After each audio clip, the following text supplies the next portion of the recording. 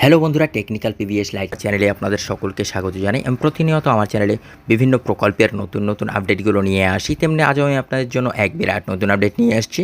Cheat ফান্ডে আমানতকারীদের জন্য খুশির খবর। চিট ফান্ডের আমানতকারীদের টাকা ফেরত দেওয়া হবে। কারা এবং কিভাবে এই টাকা ফেরত পাবেন বিস্তারিত জানতে পুরো ভিডিও দেখুন। পুরো ভিডিও না দেখলে কিছু বুঝতে পারবেন না, তাই পুরো ভিডিও দেখার অনুরোধ রইল আপনাদের সকলের কাছে। তাই আর দেরি না করে ভিডিওটিকে শুরু করছি। ভিডিওটি ভালো লাগলে লাইক করবেন, কমেন্ট করবেন, বন্ধুদের সঙ্গে শেয়ার করবেন। আমার চ্যানেলে নতুন হয়ে থাকলে চ্যানেলটিকে সাবস্ক্রাইব করবেন। ধন্যবাদ, পাশে থাকবেন। আমরা সকলেই এর আগে চিট ফান্ড কেলেঙ্কারি সম্পর্কে সকল কিছু জানি, আর এই কারণের জন্য লক্ষ লক্ষ মানুষের হাজার হাজার কোটি টাকার লোকসান হয়েছে এবং এর জন্য অনেকেই পথে বসেছেন বা অনেকেই অপমান সহ্য করতে না পারে আত্মহত্যার পথও বেছে নিয়েছেন। কিন্তু এখন এই ধরনের অনেক মামলা কলকাতা হাইকোর্টে বিচারাধীন রয়েছে। Rose Valley chit fund scam case in West Bengal. আর এই সকল চিট ফান্ডগুলোর মধ্যে সারদা, এমএসপি, রোজ ভ্যালি প্রমুখ কিন্তু সেই সময়ে ব্যাঙের ছাতার মতো গজিয়ে উঠেছিল। কিন্তু এবারে রোজ ভ্যালি ফান্ড নিয়ে এবার নতুন আপডেট সামনে এলো। সুখবর আমানতকারীদের জন্য। কি সুখবর এলো রোজ ভ্যালি কাণ্ডে আমানতকারীদের জন্য, তা জানার জন্য পুরো ভিডিও দেখবেন। পশ্চিমবঙ্গের চিটফান্ড কেলেঙ্কারি যখন রোজ ভ্যালি চিটফান্ড কাণ্ড সামনে আসে, তখন পশ্চিমবঙ্গের বহু মানুষের পথে বসতে হয়েছিল। হাজার হাজার মানুষ নিজের কষ্ট করে উপার্জিত লক্ষ লক্ষ টাকা চোখের নিমেষে জলে ডুবে গিয়েছিল। নিজেদের কষ্ট করে উপার্জিত টাকা এক নিমেষে খুইয়ে হতাশ হয়েছিল অনেকেই। রোজ ভ্যালির মামলা আদালতে চলছে বহু বছর ধরে। শোনা যাচ্ছে এবার রোজ ভ্যালি মামলায় আমানতকারীরা ফেরত পাবেন তাদের টাকা।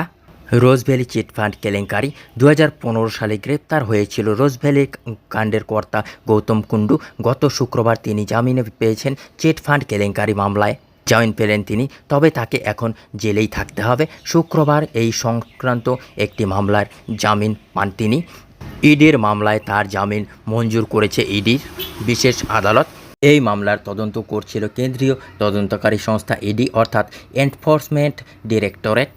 বেঙ্গল চিট ফান্ড কেলেঙ্কারি এই নিয়ে দ্বিতীয়বার জামিন পেলেন তিনি।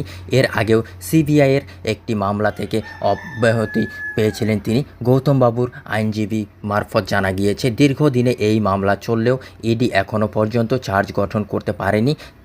আইনজীবীর এই যুক্তিকে মান্যতা দিয়েই জামিন মঞ্জুর করেছে বিশেষ ইডির আদালত।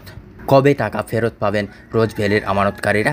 গৌতম কুণ্ডু গ্রেপ্তারির পর থেকেই রোজ ভ্যালি গোষ্ঠীর সব সম্পত্তির হিসেব নিকেশ শুরু করে কেন্দ্রীয় তদন্তকারী সংস্থা ইডি। কিছুদিন আগে রোজ ভ্যালি গোষ্ঠীর বিপুল স্থাবর অস্থাবর সম্পত্তি বাজেয়াপ্ত করেছে এনফোর্সমেন্ট ডিরেক্টরেট বা ইডি। তথ্য অনুসারে জানা গিয়েছে, রোজ ভ্যালির সম্পত্তি বিক্রি করে যে অর্থ পাওয়া গিয়েছে সেই অর্থ ইডির কাছে জমা রয়েছে। এই অর্থ এবার রোজ ভ্যালি চিট ফান্ড কাণ্ডের আমানতকারীদের ফেরত পাঠানোর পদক্ষেপ নেওয়া হয়েছে। এই সিদ্ধান্তের ফলে খুশি আমানতকারীরা, কিন্তু এখন তারিখ সম্পর্কে কিছু জানানো হয়নি। একটি কথা মাথায় রাখবেন, যখন কোথাও নিজের উপার্জিত টাকা বিনিয়োগ করার কথা ভাববেন, তখন বিনিয়োগ করার আগে সব ঠিক মতো দেখে শুনে তারপরে বিনিয়োগ করবেন, কারণ এই সব জায়গায় বিনিয়োগ করার ঝুঁকি সাপেক্ষ। বন্ধুরাই ছিল আজকের আপডেট।